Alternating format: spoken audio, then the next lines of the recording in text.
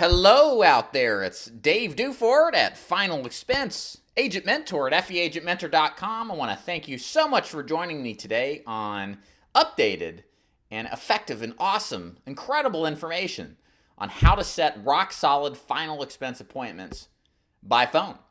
And the reason I am doing this video is because you probably are interested in setting better appointments, more quality appointments over the phone. You may be sick and tired of driving halfway across the country to find that the person you're trying to door knock is not just there. And lots of time wasted and spent on activity that doesn't get you anywhere working your final expense leads. Fear not, my fellow final expense agents, for the purpose of today's live stream training is to tell you and inform and train you on how to become a rock solid final expense appointment setting machine. I'm going to specifically tell you how to say what you're going to say. I'm going to tell you what to say. I'm going to tell you when to call. I'm going to give you the actual scripts. I'm going to tell you what to say when they tell you no. And then we're going to kind of wrap things up about how you can improve this and implement it into your current approach to selling final expense. So sit back, take notes, review this training, as it will be fully comprehensive to help you become better at what I think is one of the most important activities as a final expense agent to become a master of. So let's go ahead and get started from the top. And if you have any questions, whether you're watching this live or if you're watching the recording, if you just want to ask anything, there is a chat box. I see it. I can talk to you. I'm happy to respond to you. Or you can just leave a comment and I respond to every single comment, as long as it's not stupid. Well, I'll respond to those too. But anyways, you get the idea. If you want some help with appointment setting as we're doing this or as you're watching this, please let me know and I'll stop and kind of address something maybe if I missed something. So, scratch myself here a few times. Let's get started from the top. So, let's talk about, first of all, why do we want to set appointments? Why is it a valuable skill to learn? So, as I kind of opened up with, the reality of most final expense agents is that we're taught how to sell or how to get into the door primarily through knocking on the door and learning how to navigate people face to face. Well, a lot of people get tired of doing that. They drive for hours trying to find people and they're not home. It's part of the deal anyway, guys, but there's a point where people realize, hey, I'm not so bad on the phone. I've sold other things, or I'd like to give the phone a try to be more efficient. That's really the main driver behind becoming good at setting final expense appointments by phone. The idea, the driver to become more efficient. The idea that you will have your whole day lined up the following day where you can go see people who know what you're there to do, who are more likely than not a little bit more interested in buying than those that you randomly show up. Because in some sense, the concept of an appointment is that they are qualified to some extent because they know what to expect. And you spend more of your time being more efficient, seeing people who are more likely to buy. And there's something I can tell you, as someone who employs this method of preset appointments, there's something nice about waking up the next morning and knowing, hey, I've got 5 appointments, 10 appointments even, totally booked, ready to roll, and ready to go see. So if you like the idea, then this training, again, is going to be perfect for you because you can see people who are going to more often than not buy from you and stay really efficient. And still, you can continue to door knock, but you can door knock the people who just won't set the appointment with you, who for whatever reason, maybe they turn you down on the phone. They tell you to go to hell. Well, you can still go see those people. They won't remember you. They get 10 of these phone calls a day anyway. Give them a week, go see them, and act as if nothing happened. So you can still do door knocking, but now you're spending time door knocking people who just would not set appointments anyway because they either are just that way on the phone or they're just never going to pick up the phone.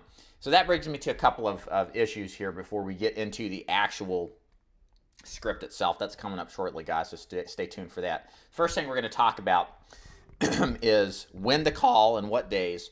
And then before we get to that, we're going to also talk about some just generic ratios about what to expect from setting your own appointments. So here are some things just to consider. So first of all, when you set appointments, how many appointments are actually going to set? If you're an agent that follows this script as I've described, you practice it, you listen to yourself, you record it, you try to find ways to improve your tonality, your timing, and all that stuff. You should be setting at minimum half of your leads as appointments. Meaning, if you buy 30 leads a week, you should get 15 appointments out of that.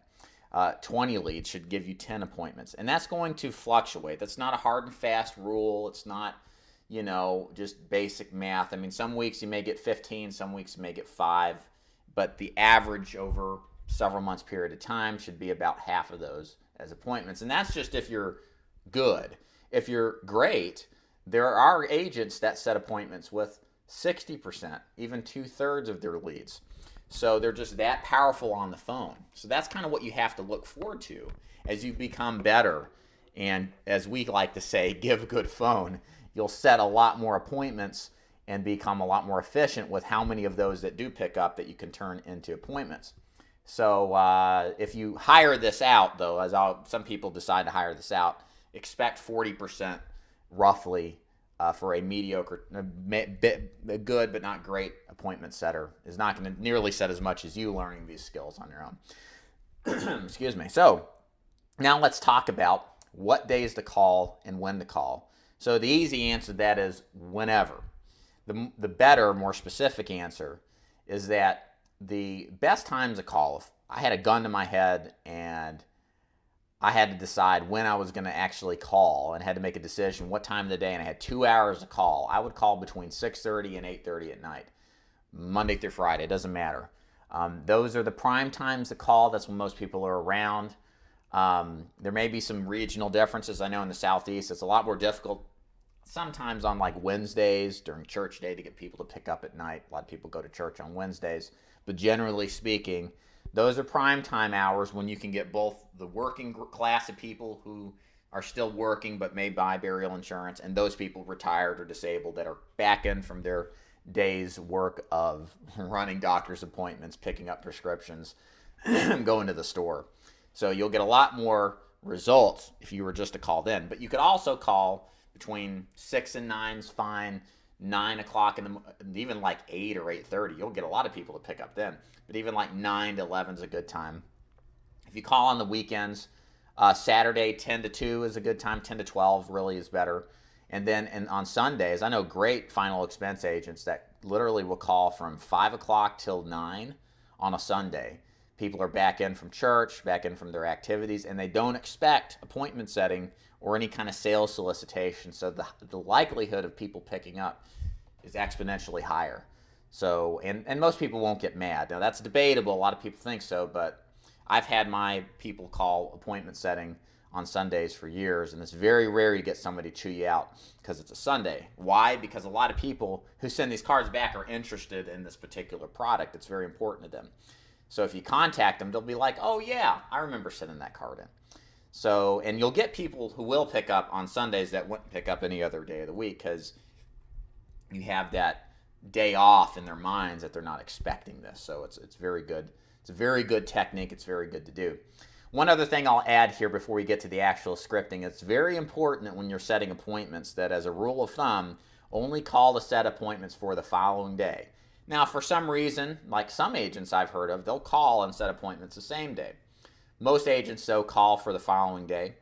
Don't go any further out than that. People just begin to forget. Other things in their life crop up, and then that prevents you from having more of your appointments actually show up. A good appointment setter should get between 80 and 90% of their appointments they set to show up. So if you're getting less than that, you're probably not doing what I'm about to describe, to set more solid quality appointments. Because you can set a basic appointment and then dump some of this extra work that we'll talk about in a minute and not nearly get as good of results. So the idea here is to set an appointment that's going to stick. Okay, and if you do this right, 8 out of 10, 9 out of 10 should show up. And why don't they show up, the ones that do, even if you set them solid? Sometimes things do happen. Something pops up. They forgot about an appointment. Sometimes they just bail on you or they're afraid to answer the door because they're just schmucks. Well, it's part of the deal. So, but, don't get upset about what's expected. You can expect 8 out of 10 to show up. On average, again, that's a long-term average. You may have 5 one week, you may have 10 the next week that show up out of 10. The average should be about 8 to 9 if you are setting your own appointments. So that's just kind of the starting point, just to keep in mind the reference, the framework here. I'm just going to check if we've got any questions. Again, if you're watching this, feel free to ask me questions down in the live chat. You're more than welcome to. I can definitely help you out. But let's keep going here. So let's talk about what to say. Have you ever made an appointment and you stumbled over your words? You didn't know what quite to say. How much should I talk about the product? How much should I not? I hear all sorts of different approaches and ideas. What exactly is the best approach to this? Well, what I'm going to teach today is the tried and true method of selling the appointment, okay? We're not selling the product, and it's very important that you understand the difference here. The main objection we'll go over objections, but really they're a surface level orientation of the primary objection, which is, I don't want to spend time with a salesperson. I'm busy. I got all these things going on in my life. This just kind of a begrudgment, I guess you could say, about having to sit through a sales presentation and the resistance naturally that most people, even you and I, have about it. So objections, in this sense, we really want to spend time selling not this product, because that's what the appointment is for. The appointment is for us to come in and create a connection between the salesperson, you, and your prospect. That's really what we're trying to sell them. It's not the product, okay? It's the salesperson. We need to have them trust us and like us and appreciate us. And then when we show them the product, it's a foregone conclusion that they're going to buy, okay? And so it's not impossible to do this over the phone, ladies and gentlemen. I've got an interview coming up in the next couple months where I'm talking to a guy who has run a successful telesales organization in Final Expense who sells the whole thing over the phone. It can be done. And I'm not here to debate that my way is better than another way. But what I'm here to do is give you what has worked timelessly across the country in different environments, urban, rural, suburban, to setting quality Final Expense appointments for the face-to-face agent, which probably 90-95% of you are. So again, if it ain't broke, don't fix it, as we say down here in Tennessee. And that's the kind of process we should follow, and in my opinion, to continue following. So back to the point here, objections really come to just the resistance towards meeting. And so what we want to do is spend time selling the appointment and, not spending a lot of time selling product, okay? Because if you go down that route, the more you tell them, the less that you're going to actually sell them, and you're going to give them more room to come up with an objection not to meet with you. Whereas if you set a simple appointment setting approach, then you'd set more appointments and have more of an opportunity to show up in person with these people and then sell yourself than the product. So let's talk about the actual script here. And I'm going to read out the script as I would say it to my client when they pick up the phone. So here it goes.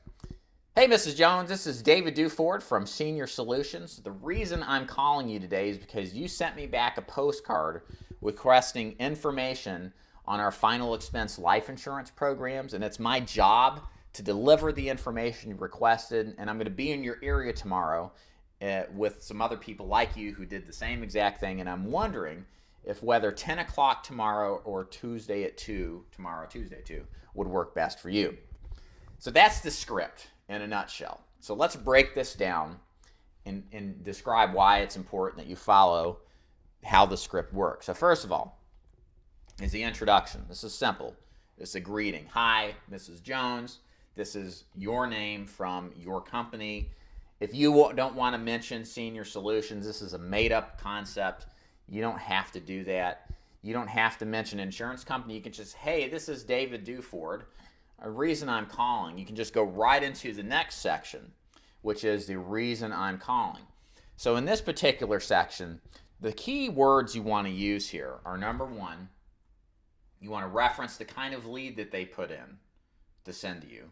And then you also want to reference the language on the card that is what I would consider the hot button language while people send it back. So this is going to depend on really what lead you use and what the lead actually said. So it's important to get an understanding of what the lead says.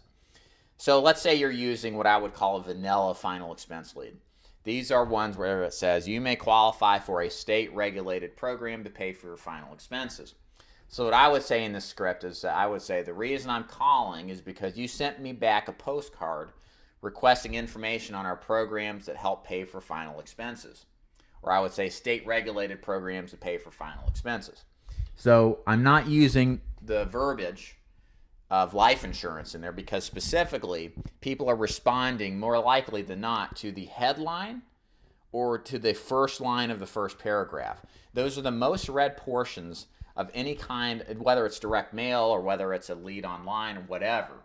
It's the most recognized and read and remembered portion of a lead, okay? So it's important you use the verbiage it says. If the verbiage says something like, the government pays a lump sum death benefit of $255. We call those the 255 mailers. I would say, hey, this is David Duford. I'm calling because you sent me back a postcard that talked about the $255 death benefit, update information, and how our final expense programs work. So I would make reference to the most prominent section of the lead. Again, the reason we're doing this is we want to differentiate ourselves immediately from somebody who's cold calling to somebody who's responding to a postcard that they sent off. And the likelihood is about 50%, roughly anecdotally, that they'll actually remember the card at the drop of a hat. Sometimes you got to jog their memory. So using verbiage specific to the card that you're using makes a huge difference. So and then it doesn't matter. I'm calling because you requested information off of Facebook on our life insurance programs.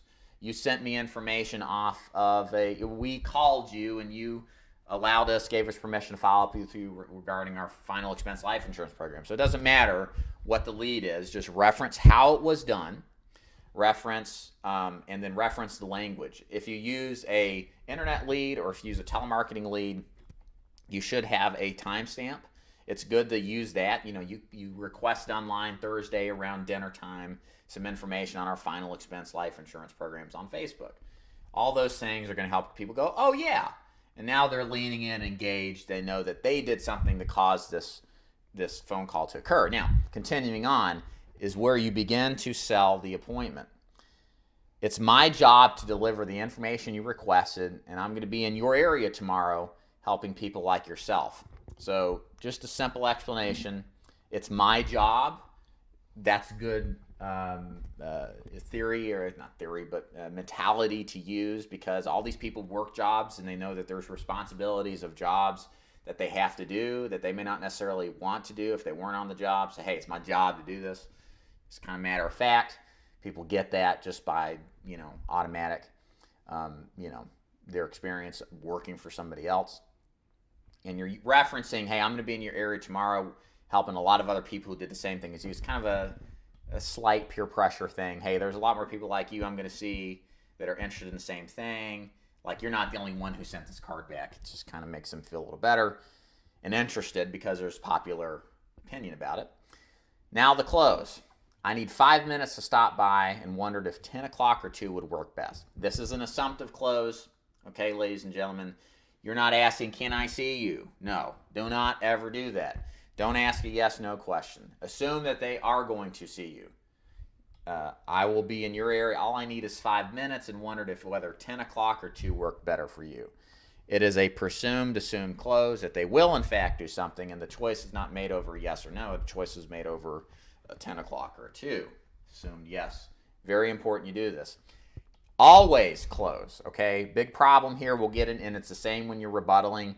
If you're not closing an appointment, people won't set because you're on the phone. You're leading the sales process in the appointment selling the appointment process yourself. You're the leader. You're guiding them to the direction that you want them to go. So it's important that you tell them what your outcome is going to be and what their choice is because they're listening to you. It's implicit that you're going to tell them what to do. So don't let it hang out there. Don't forget to close. A lot of guys do, especially on a rebuttal, which we'll talk about in a minute.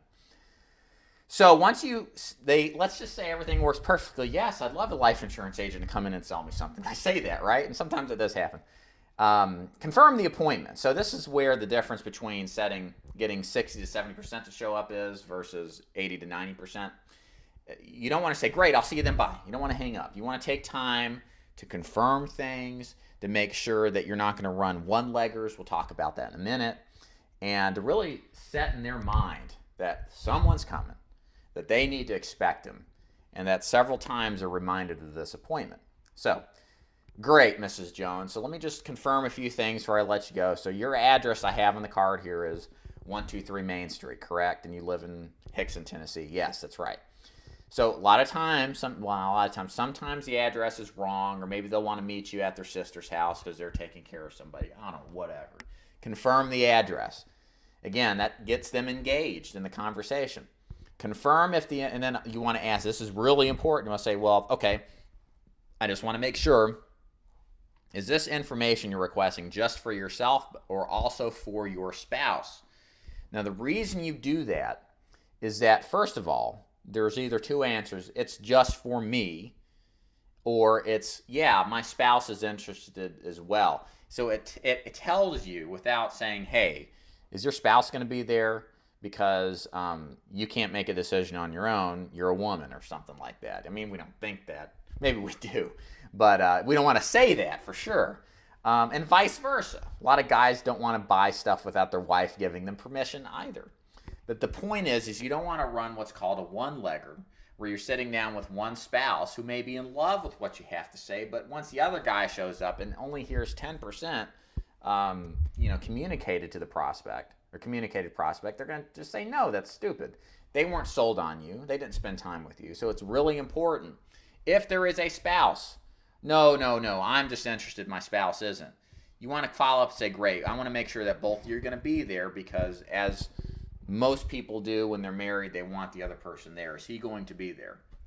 It just allows for you to find out if there is a spouse, if they're interested or not, but more importantly, to confirm with them that they will be there. Okay, does that make sense? Hopefully it does. Because if they're saying, oh no, he's not interested, or he's going to be busy, because a lot of times, different family dynamics. I just got done talking to a mover that helped us move into our new house, and he's like, I'm going to have my wife call you. A lot of guys think like that. But then they'll still have an opinion about the price and how it works and stuff. So you need to make sure that both are going to be there, and not to waste an appointment communicating information to one person who will only remember 10% of it and not have the same effect as if they were both there. So really, really important. Get manual directions. We all have GPS. We all know that we could just plug in the address and arrive to our destination without knowing where we're going. But if you get manual directions, if you take 75, you get off on exit 50, you'll pass the house with the pink mailbox, you'll go past the gas station, take a left and right. Don't worry about getting the directions, but by asking that, again, another way to be more engaged in getting these people into the process of setting an appointment with you. Okay, does that make sense? Make sure they do that, and to some extent reiterate that back to them. And at the very end, confirm everything. All right, so your address is 123 Main Street in Hickson. I'm going to see you and your spouse. You're interested just in yourself. You're fine with your spouse. Both are going to be there. And you're over there off of exit 50. I got the address there. Does that sound right? Yeah. And then 7 o'clock is good, correct? Yeah, that works fine. Perfect. So last thing before I left to go, and this is the last little point here. I'm going to be there at 7, but please give me up to 7:30 to arrive there if I get stuck in traffic, or sometimes appointments inadvertently go longer than expected. But so I might be there up to 7:30, but my goal is to be there at 7. Does this sound okay with you? Yes, perfect. Right, Mrs. Jones, I'll see you at 7 o'clock. Bye. So that, first of all, that you set the appointment as I call, setting the appointment as the cable man. It gives you a window of time to show up. Something happens, you're not under nearly as much pressure, and neither are they going to flip out if you're going to be late either. So at the end of the day, by doing all this, you're going to do a lot better job setting a solid appointment and getting it done. Framework of the objection. Again, what I've just described to you is everything's perfect, but it nearly is never perfect. In fact, one of the things that make a good appointment setter effective is anticipating there is going to be an objection after every request for an appointment. It's very important that you understand that everybody is going to tell you no. In fact, you should presume that. Presume that when you are setting appointments, they're just going to tell you to go to hell, okay? And so therefore, you must have an objection rebuttal ready to go at the drop of a hat. Of course, if you're new to this, look, you're not going to be perfect. You're going to be sloppy. It's going to feel like you're going to burn some leads. Don't worry about it. Just take the leads a week later and show up to see them. I promise you, they will not remember you, okay? The likelihood is slim to none that they will remember you. They won't remember you. But it takes time and practice to when somebody says, oh, this is about insurance, I've already got insurance. Then you should go right into your objection or rebuttal. You shouldn't be like, oh, I'm humming. You should go right into it. Again, takes time, you're going to do that. But the only way that really the most effective practice is by actually doing live in the trenches, work. So expect that to happen. But that's what you want to anticipate is always an objection. So what kind of objections are you going to hear? Well, I'm going to tell you the most 4 common ones, and then I'm going to go over the framework to handle every one of them. In fact, a framework that's useful for any objection that you hear as a objection to an appointment. So, most common objections: not interested, I'm busy, I'm watching Jerry Springer, I've got 5 doctor appointments before lunch, whatever. I've got insurance already, It's with this high-priced company I bought yesterday, whatever they say. And then mail me the information. These are like 90% of the objections that you are going to hear. So if you get good at rebuttaling these, go a long way to setting more appointments. So there is 4 parts to an objection rebuttal. The first of which is the lower the defense tactic. And this gets them in a relaxed state. So they're expecting you to yell at them or high pressure them. So this tactic is designed just to lower their defenses, basically to agree with them. Then you reverse it, the reversal, which is you take their objection and flip it on them and tell them why that's exactly a good reason to meet, or it's funny you say that because here's why people meet with me anyway, kind of approach. We'll get into that in a second. Then you give them the reason within that reversal. And it doesn't have, and we'll get into that in a minute, more detail on that. Then you sell the appointment. This is the big portion here. And then you close. Okay, so again, lower the defense, reversal, reason why, sell the appointment, close. So somebody says, I'm not interested. Now, not interested can take all sorts of different forms, but you get the idea. If somebody says that, well, what do you say to that?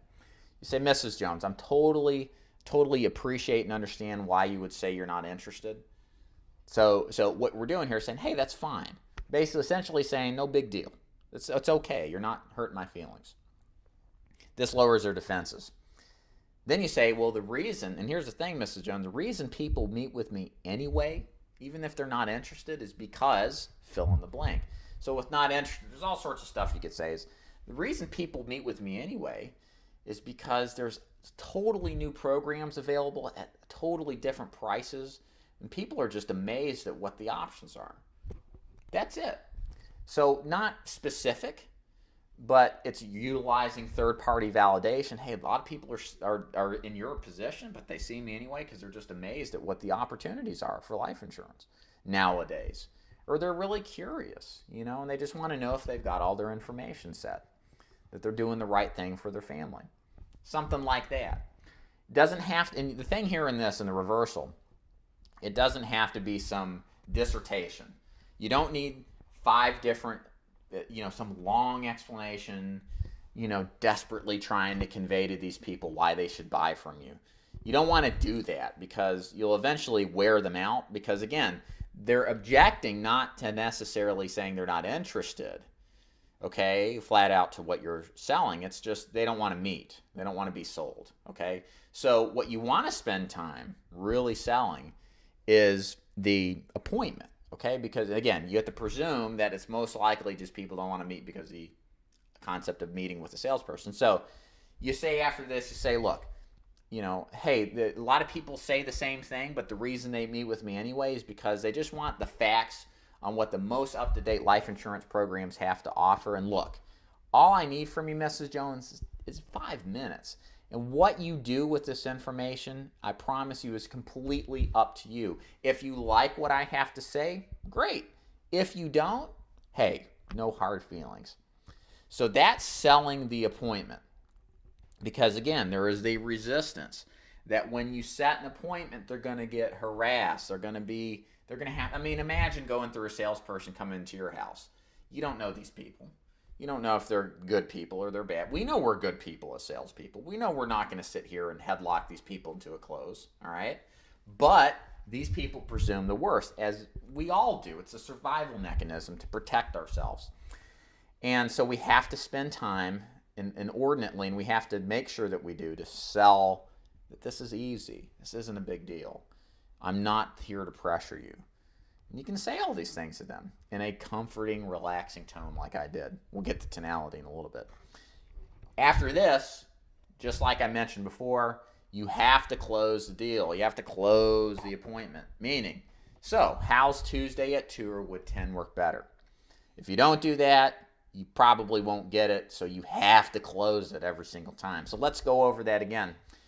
I'm not interested. Mr. Jones, totally fine. I totally appreciate why you would say that. The reason, though, a lot of people meet with me anyway, even though they're not interested, is because they want all the facts when it comes to life insurance to make sure they've got the best coverage in place. And all I need from you, Mrs. Jones, is 5 minutes. What you do with the information is entirely up to you. If you like it, great. Hey, if you don't, no obligation whatsoever. How's Tuesday at 2 would 10 work better for you? If they say, I'm busy. Mrs. Jones, totally fine. A lot of people say they're busy. The reason they meet with me anyway is because they've got all these medical appointments on those particular times.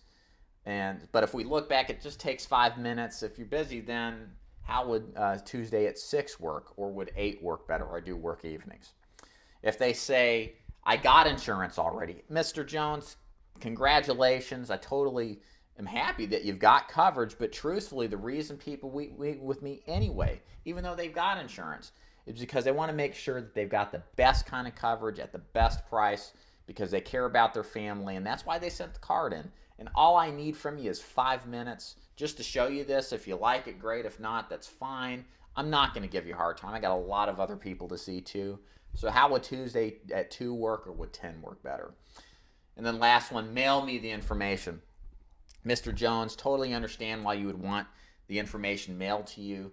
The reason people, a lot of people tell me that, and the reason people, they meet with me instead is because they recognize that there's so many options out there that they may not choose the best one for them.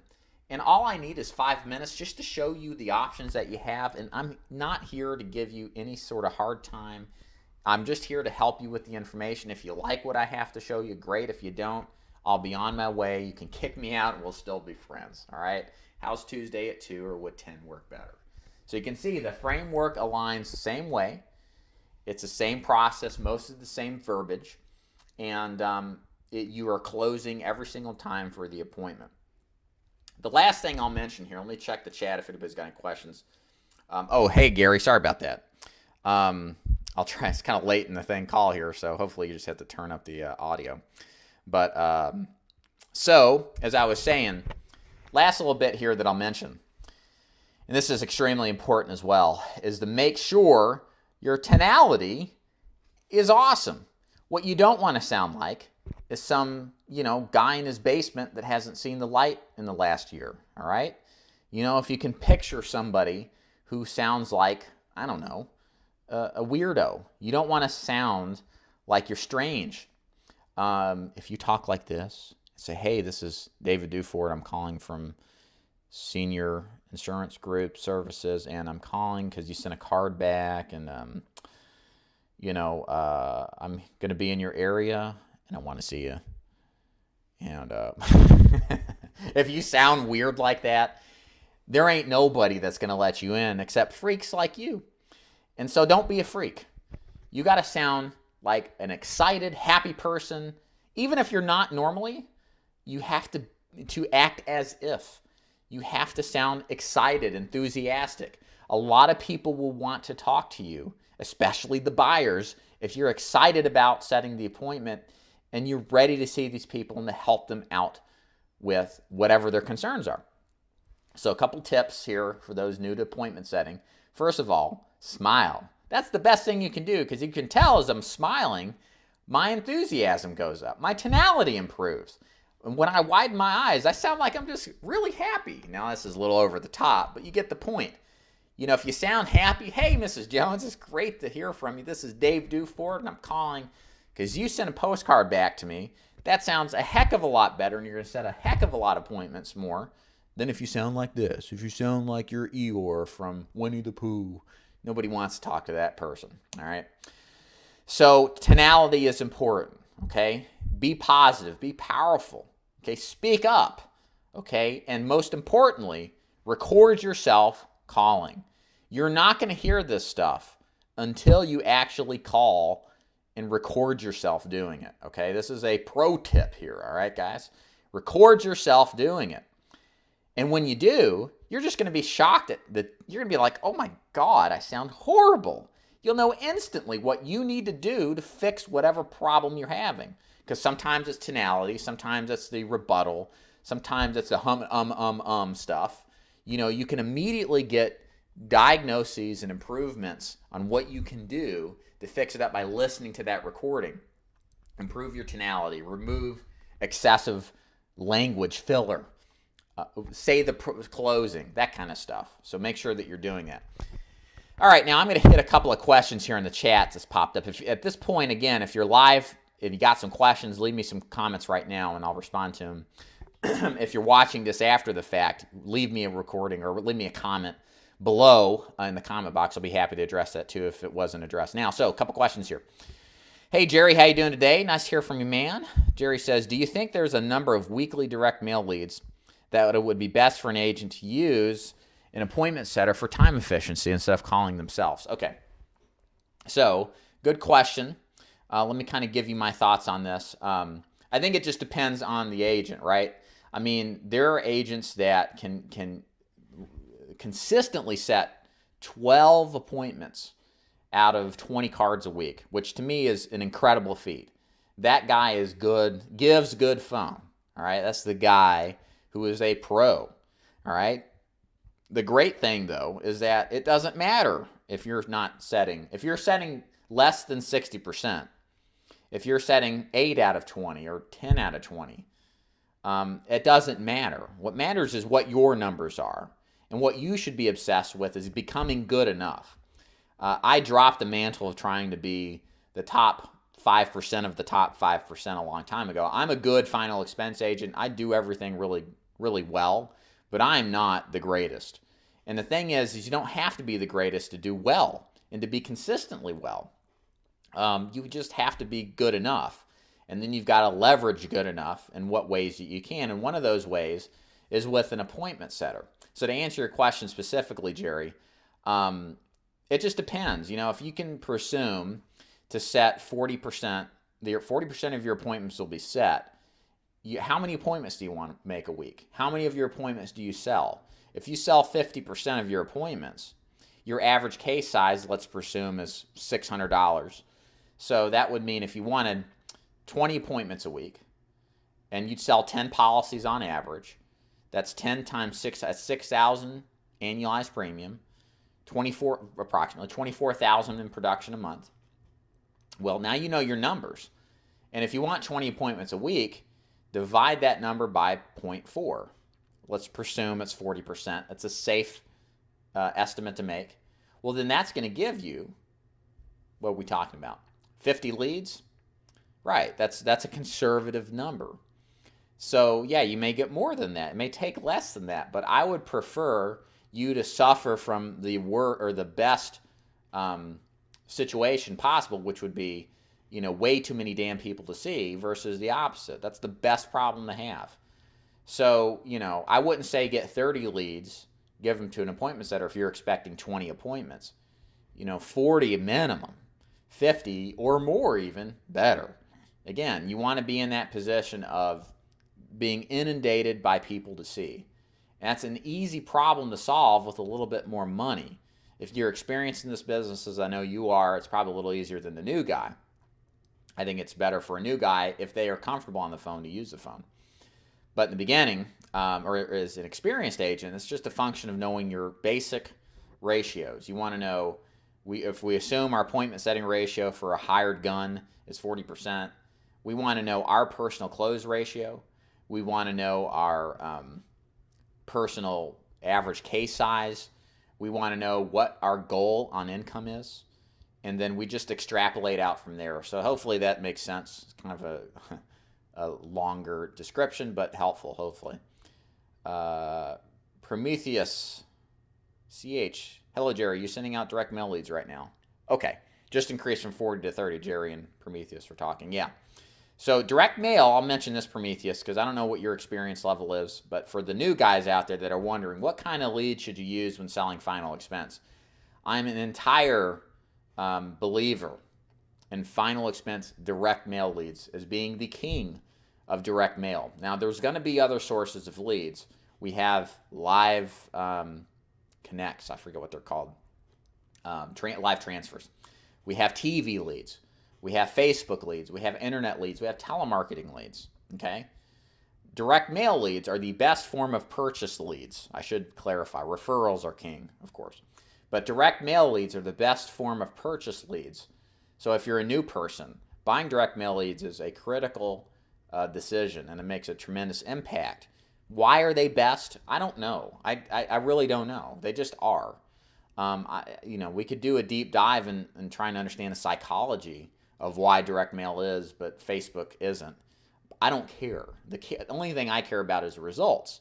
And if I look at my agents who are successful consistently over years and years of doing this, time and time again, it's simply because they have direct mail leads.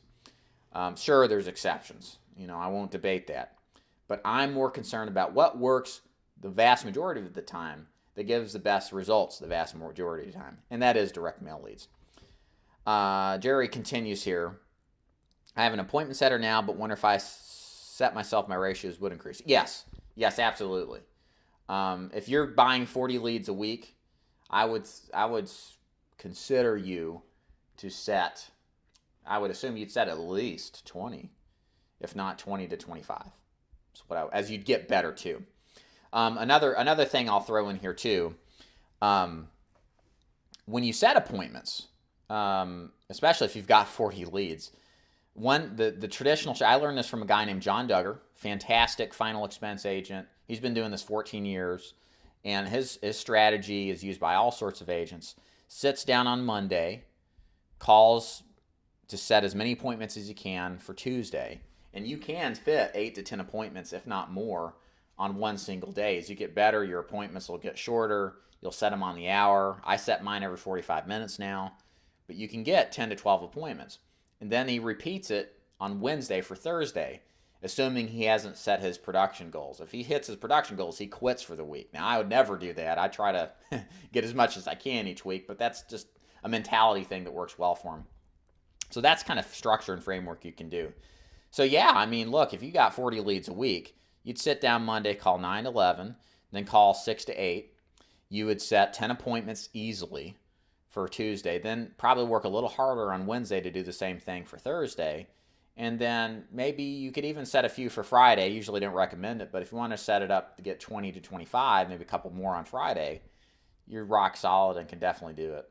Or you can just set more appointments. You could set 12 on a Tuesday and then 12 on a Thursday. That's an option too. Hey, Greg, how you doing today, sir? Do you believe there's a sizable difference in terms of quality by putting affordable life insurance on the lead?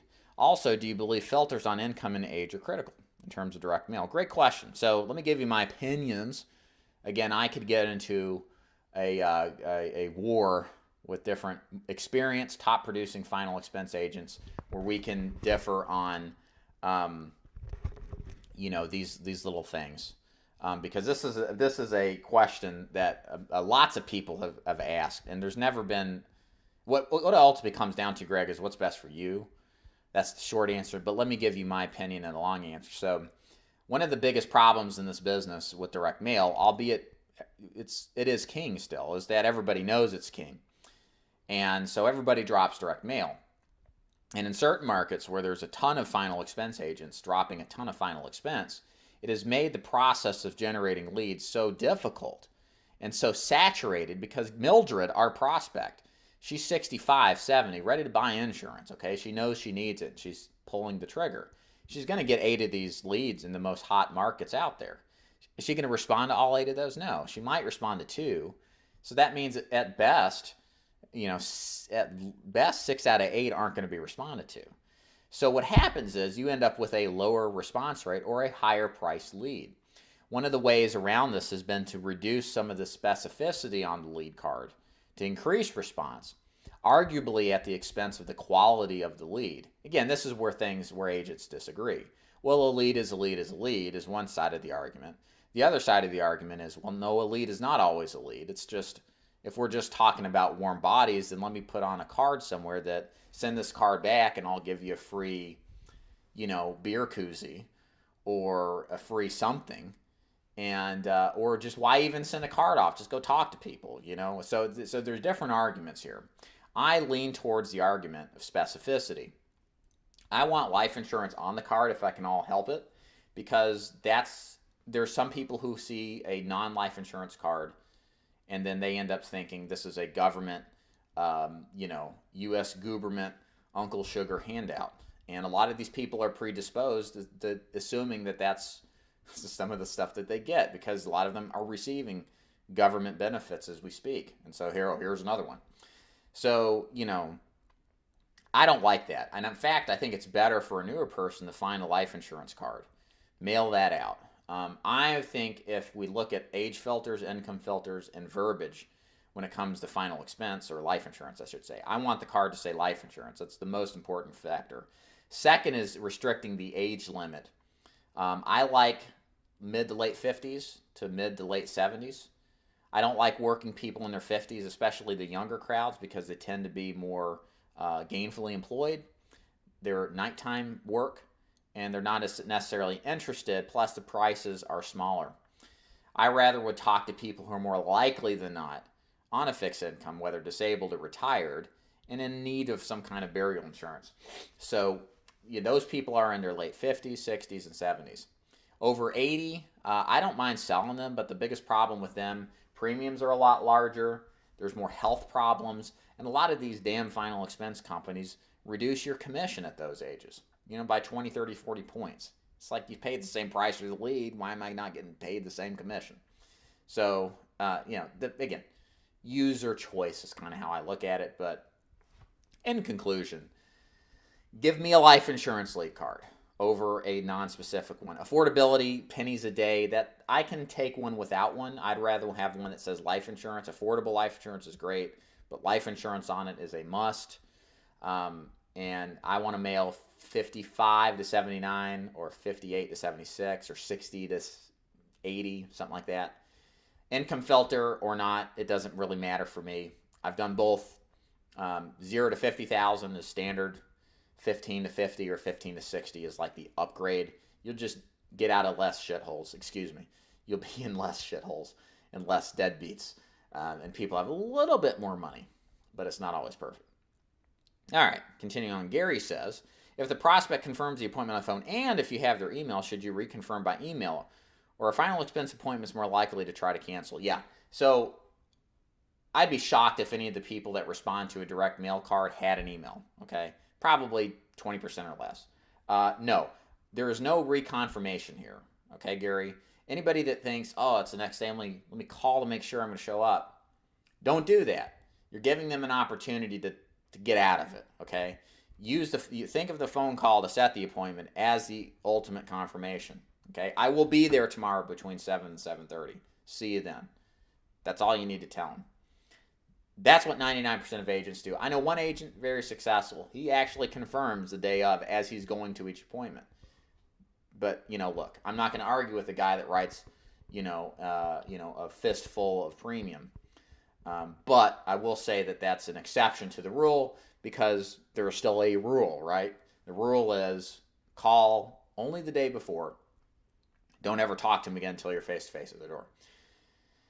Okay, should you reconfirm the appointment, blah, blah, blah. I think we hit that one. Gary says, sorry about the repeats, no problem, man. Hey, Lennell, Mr. Wims, sorry about that. Hey, Dave, how do you feel about the mail cards that offer free gift cards? I love them. I love mail gift cards. So let me kind of describe to you, for you guys, what he's talking about. So there's a big push by a lot of large organizations because of this low response rate stuff to give direct mail cards some kind of added response by bribing them. So I call these cards bribe cards. So for example, The one that's most prominent is a card that says life insurance on it, but at the very end or at the very beginning, it says, mail this in within 5 days and receive a free gift card in Walmart. So what happens is, instead of the people who think it's free, people are expecting a free gift card. My experience, though, with it, however, is that because the card says life insurance, and many times it says it several times, you get a quality response back. And even though you have to give gift cards out, who cares? If you're selling 25% of the cards at a minimum, you're going to make up for that added expense because the gift card is an unspecified amount. So I give them $5, all right? You can give them more if you want to, but, you know, I'm giving them the minimum, which is $5. And that's enough to placate them. They're not expecting $25, $50. They're crazy if they do, okay?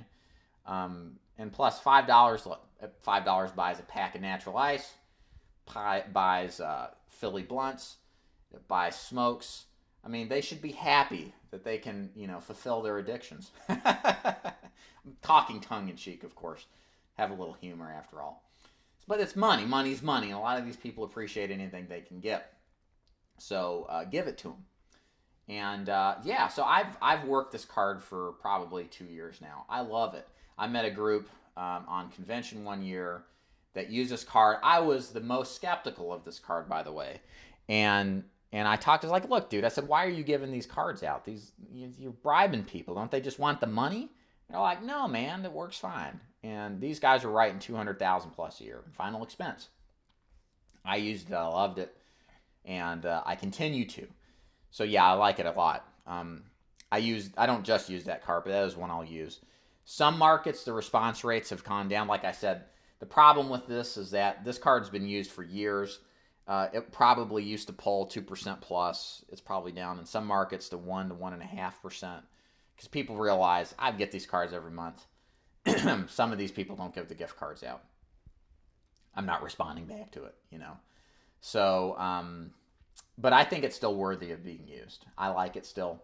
It's not a piece of junk. It's not, you know, if you mail one without a bribe that's very specific, you're lucky to get back 8, 9, 10 cards back. You'll end up paying 50, 60, 70 bucks a month. I did a video about 2 years ago where I did just that, and I got back on one campaign, I got 0.64% response rate. It was horrible. Horrible. Okay. Let's see. Greg, great clarity. Thanks. Have you ever tried door hangers? Do you think it's worth it? No.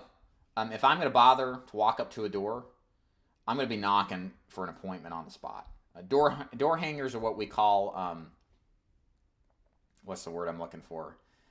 Door hangers are what we call avoidance behavior. Okay? So now, assuming you door knock first, and then, okay, I can see that. But there are some people who buy a door hanger like, oh man, now I can prospect cold, but I don't have to knock on the door. Don't be that guy, okay? Because there's a lot of activity that you can do that's busy work that actually doesn't do anything of substance. Okay, so don't go around and hang 1,000 door hangers without door knocking first. Okay, does that make sense? Don't kid yourself because people look at this as junk and throw it away. You know, what is this? I'm not interested in this. But if you door knocked, you'd actually probably sell something. Hopefully that makes sense. Gary says some municipalities require a special license to do any door-to-door knocking, no lead card to solicit a sale. How do you handle that? A lot of the time, the nature of your license is okay. It's a municipality rule. There is some neighborhoods that have, what is it called? A do not door knock list, but, it's a minority. Again, where this is more prominent is in suburban areas, higher income areas, places that we wouldn't prospect anyway for final expense. You will not see this stuff in poor areas because that's where final expense is sold on a much more consistent basis. Older neighborhoods with older people and poorer neighborhoods with poorer people. They're not going to have this level of sophistication. The municipalities aren't going to do anything. And if some cop harasses you, just pull your license out. And usually that's enough for them to stop bothering you because you have a license. But yeah, if you're in like an apartment complex, a condominium, you're in a retiree area, they will aggressively try to police that kind of prospecting activity. So the solution is just to not go there. Go somewhere else. and where you're going to be less harassed. Again, that's why I like working in rural areas, because usually they don't have these rules. They're nicer anyway, because nobody ever shows up at the door, and they're more likely to let people in anyway. Okay, JJ, hey JJ, man, what's going on? What are your percentage commission of your premiums? You reference writing 20 to 30,000 in previous videos. Who's your favorite mentor for learning to build your leads? If you don't mind, as I'm answering the first part, that last question, who's your favorite mentor for learning to build your leads? If you could explain that a little bit further, just go ahead for me. I'm just a little confused. Okay, so what are your percentage commissions for your premium? So that's just going to depend a lot on your organization that you're part of, what you're getting. For me, most of my agents start at 100%, give or take up to 110%, depending on the companies. It's not the highest. You can get higher elsewhere. My top agents are at 110, 120% with most of their contracts. Some are going to be lower. It just depends on how the structure of the contract is or what the company requires. In my organization, have my agents buy their own leads. So it's basically they're running their own business. They're maximizing their revenue, but they're also responsible for the cost of doing business. That doesn't make sense for some agents. There are organizations, like for example, One Life America, that allow you to operate at lower commissions, but in exchange for that, they pay for your leads. Makes sense, right? I mean, they're footing the bill and the risk that you won't sell anything to keep you busy. So in exchange, you got to take a lower revenue, or take a lower revenue percentage or commission, whatever you want to call it, same deal. So that way you just keep what you make. There's a cost to that over the long term, because you're not carrying the risk of failure as heavy as you would if you had to come out of pocket. And what if you didn't sell anything and you lost $5,000? With this, they would lose that money in the form of leads, right? Because you would just walk away without cost. So again, it just depends on the organization. I prefer, in my organization, I want comp maximized. I want you to handle your own cost of doing business, because I think you're more effective by having some skin in the game, or at least all of the skin in the game. And in the end, for the guys that actually apply themselves and are successful at this, it makes them more money. If you try to subsidize leads, or if you try to come up with some arrangement where you reduce your risk, you will reduce your upside. I'm not saying that's a bad thing. I'm just saying in my organization, I believe that this is the primary way to be the most effective in the short term and the long term for a particular type of person, usually the more entrepreneurially slanted, the ones that are used to working for themselves. It's good for people who have the financial capability to finance their own leads, whether it's through cash or credit, whatever they're doing. And that's who I'm trying to target within my organization. Yeah, you referenced writing 20, 30 grand in your previous videos. Yeah, if you guys go do a search, I've done some production videos back in June, several of them. They're actually really good. Just to give you a real inside view of what selling final expense is about on a appointment-to-appointment basis, and a review of the month's production. Who's your favorite mentor for learning to build your leads? Like I said, I don't know what that exactly means. We buy direct mail leads. That's what I endorse. There's other leads that I offer, but they're take a back seat to direct mail. That's the primary thing that I've tried to get my guys to do. In fact, it's a requirement for doing business with me. I do not recruit agents on the precipice of other programs 95% of the time, other lead programs, because I did an analysis of my agents. I've talked with other successful recruiters, and the ones that are successful only have their guys get direct mail leads. They don't do telemarketing leads or Facebook leads, even though they will be successful. There's just a lot higher odds of success that you're going to be successful if you buy direct mail leads. And you should set yourself up for success from the beginning, because what I realize is by offering options to agents, people say, well, look, the telemarketed leads, they're $10 instead of $30. I could save so much money, and even if I only close 2 or 3, I'll still make the same. It never works out that way. And before they know it, they've spent all this money on leads, on the wrong kind of leads, and they don't have enough money for the right kind of leads. So I was doing them a disservice in a sense. And so for me, that's why I do it the way I do it. Mr. Wims, awesome answer. Thanks, Dave. I use them all the time. They go to over 3.5%. Hey, what market do you work? If you could kind of share that, I'm just curious. I try to curate some averages as to where the response rate. That's really good. Does your card, the gift card leads, does it say life insurance on it? I did a mail drop in Alabama with the Walmart bribe card that I love, and I got like 1%. It was horrible. There must have been other people dropping at the same time with the same card.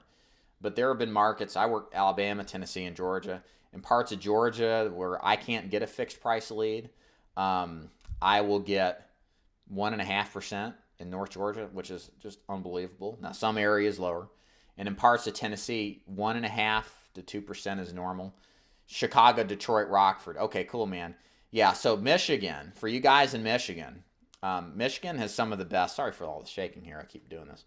Michigan has some of the best response rates in the nation. For whatever reason, you should be getting 2% plus with direct mail leads, even if it's not a bribe lead. Same thing with Chicago. Chicago's pretty good.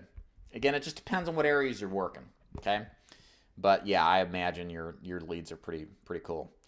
JJ adds, the past ride-along videos have been pretty good and informative. You answered the other question fine. Okay, cool, man. I'm glad you like the ride-along ones. I need to do more of those. I've gotten out of the habit of filming my guys. Some of these guys are working for other people, and I can't, reveal their identities. I don't want to get them in trouble. So some of that's to explain for that. But it is good to see and hear kind of what their firsthand experience are for ride-alongs. Glad you enjoy that.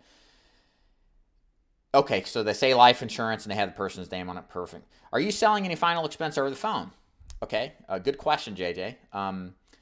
No. So it's kind of like not a no-no. Let me explain that. So I teach agents to sell exclusively face-to-face. With that said, that doesn't mean that I don't think final expense can be sold over the phone.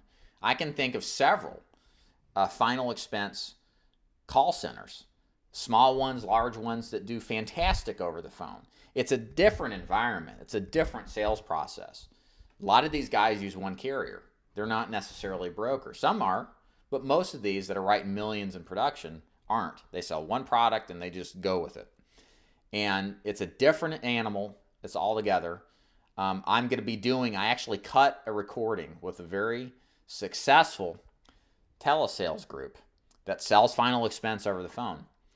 And I'm going to be releasing that probably first week of February. I've got a ton of new interviews. You guys are going to love it. It's going to be on all things insurance with master producers, non-insurance salespeople as well. It's going to be really good. That's going to start next year.